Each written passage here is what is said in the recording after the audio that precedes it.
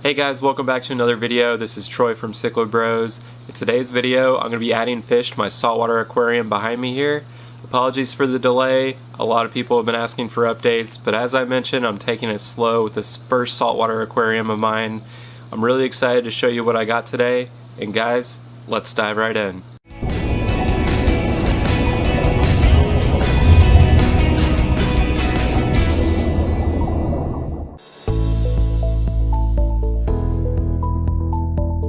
So first I wanted to explain how I got this tank ready for fish.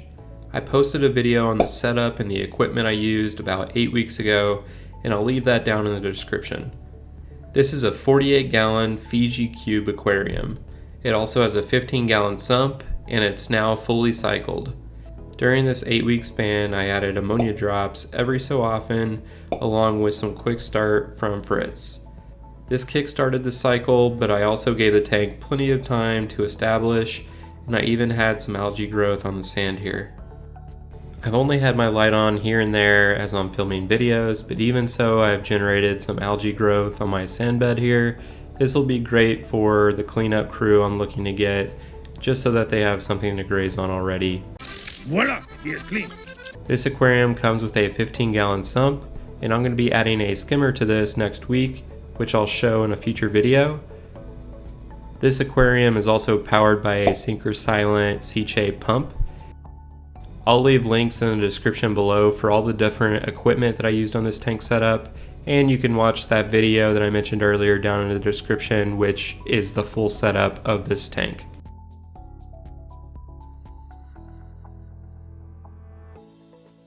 After doing a few water changes to get the process down, but also remove some of the nitrates that were building up, it was finally time to pick out some fish.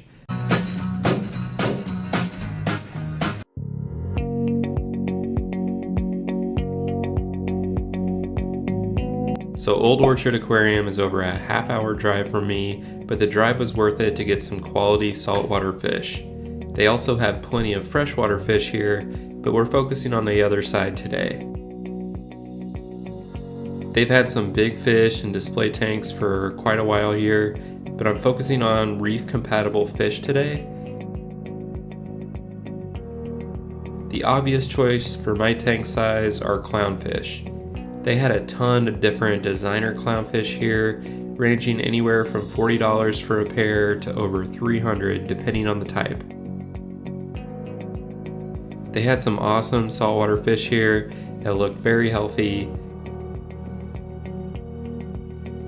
Here are some cardinal fish that I really liked, along with some different gobies. They also have a reef janitor pack, which I'll be getting today. I'm going to get the nano size since my tank is just establishing and there's only a little bit of algae. Great selection of fish here, and they had exactly what I was looking for.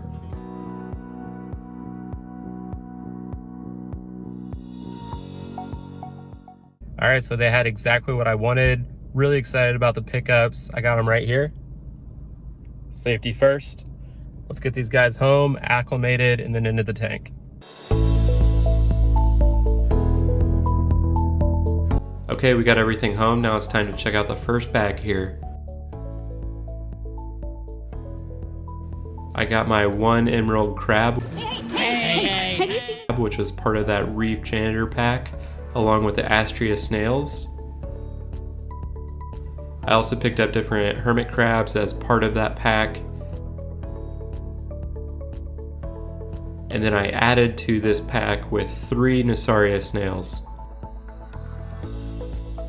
Now it's time to look at the fish I picked up, starting with the Banggai cardinals.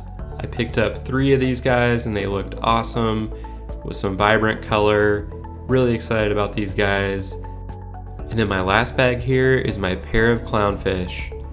I went with a pair of flurry clownfish, which is a cross between a Wyoming white and a ultra snowflake clownfish. And here's the full crew in a 5-gallon bucket. As I started to drip acclimate, they were in this bucket for a couple hours. I just forgot to get some footage of it. And then it was time to net these guys and start putting them in the tank. The first resident of the 48-gallon aquarium was this clownfish here. I really like the white color and just the unique look of these clowns. I also wanted to do something a little different than my brother Quinn, who just got a pair of Ocellaris clownfish.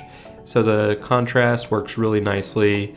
Since these guys were drip acclimating, they're already used to the temperature, salinity levels, and everything else with this aquarium. I also asked the local fish store what their parameters were, just so I can make sure I was somewhere close and it wasn't going to shock any of the fish and cause any issues. Overall, it went really smoothly, and I've had the tank up for a little over 2 weeks now. Let's check out the finished product.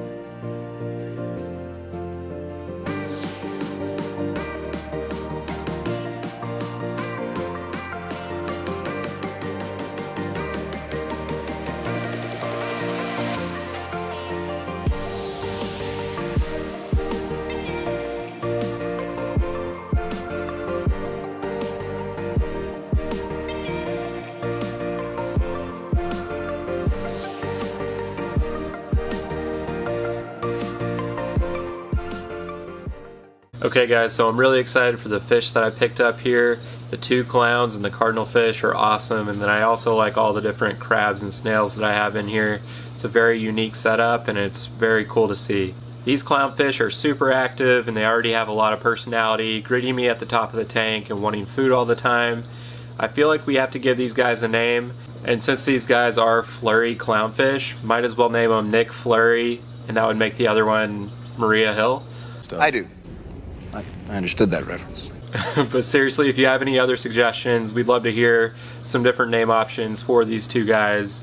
We're going to show them quite a lot on the channel, so let us know what you think. I have picked out a skimmer for this tank, and that will be coming very soon, along with a custom design lid for this tank. It's going to be really flat with an awesome design. In the meantime, I'm going to be using a makeshift lid just to make sure none of these guys jump out of the tank and to help with some evaporation. But that custom new lid is going to be awesome. It's going to be needed for the next fish that I'm going to add to this tank. That will all come together in the next video, probably in a few weeks, on this tank. I'm really excited about seeing the growth and progression of this tank, and that's not even considering corals, which will be coming very soon as well. So just a lot of updates coming. It's going to be awesome showing this on the channel. Thanks again for watching, and we'll see you next week.